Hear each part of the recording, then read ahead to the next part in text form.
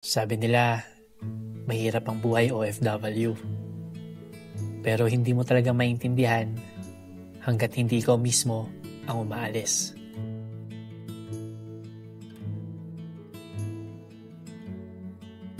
Nung una akong lumipad papuntang Saudi, dala ko lang ang pangarap para sa pamilya, para sa kinabukasan.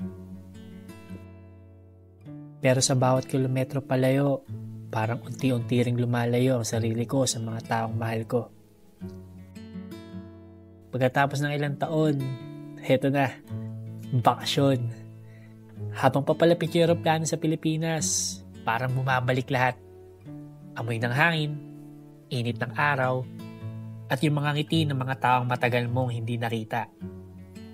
Ang saya. Yung yakap ng pamilya, yung tawanan, yung mga tanong na, kamusta ka na?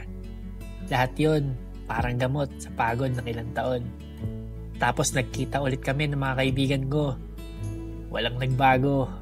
Tawanan, asaran, kwentuhan hanggang madaling araw. Sa mga sandaling yun, parang walang problema. Pero sa loob ko, alam kong lilipas din to. May petsa na naman sa ticket ko. May paalis na naman na darating. Mahirap maging OFW. Hindi lang dahil sa trabaho o pagod sa duty.